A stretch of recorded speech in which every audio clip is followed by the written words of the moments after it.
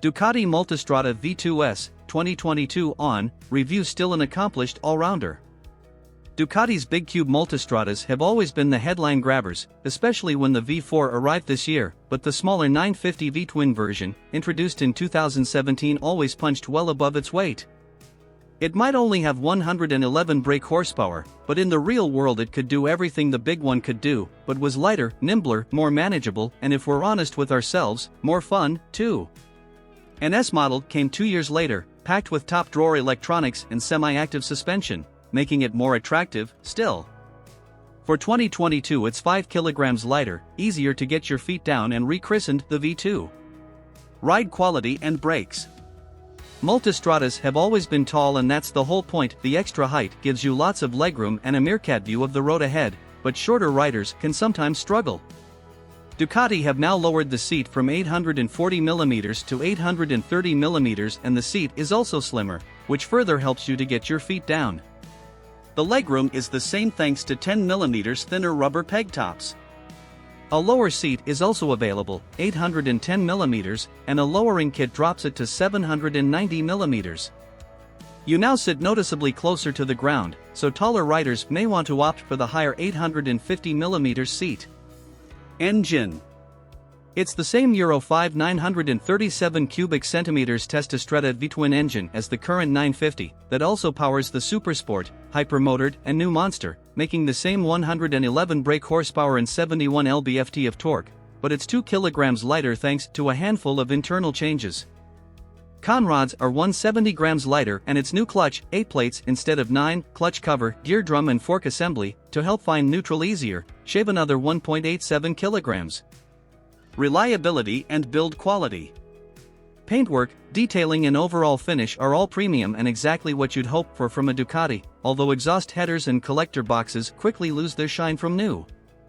Our owner's reviews for the 950 report that servicing costs aren't the cheapest, but dealers offer a good service, and apart from occasion recalls, which are quickly dealt with, reliability is excellent. Value versus rivals. In fully loaded S trim, the Ducati is a couple of grand more expensive than the Yamaha Tracer 9 GT, which comes with panniers and a center stand, extra on the Multistrada V2S. It's also just over $1,000 more than the Triumph Tiger GT Pro. But if you're willing to forego electronic suspension and color TFT, the base Multistrada V2 is identical and £2,000 cheaper. Equipment.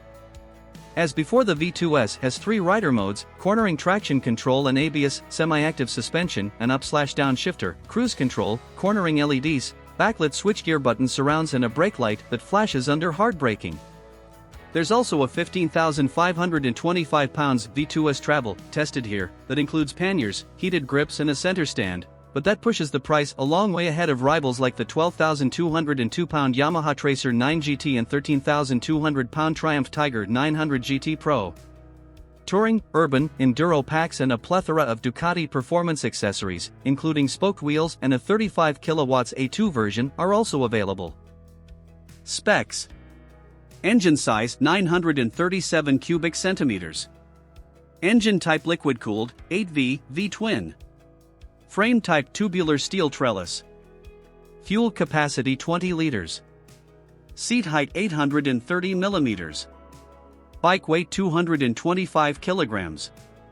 Front suspension 48 millimeters upside forks, semi-active. Rear suspension single shock, fully adjustable. Front brake 2 by 320 millimeters front discs with 4-piston Brembo radial calipers. Cornering ABS. Rear brake 265 mm rear disc with twin piston caliper. Cornering ABS. Front tire size 120/70x19. Rear tire size 170/60x17. MPG, costs and insurance. Average fuel consumption. Annual road tax £101.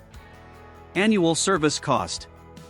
New price £14,495. Used price. Insurance group. How much to insure? Warranty term 2 years. Top speed and performance. Max power 111 brake horsepower. Max torque 71 ft-lb. Top speed 130 miles per hour. A quarter-mile acceleration. Tank range,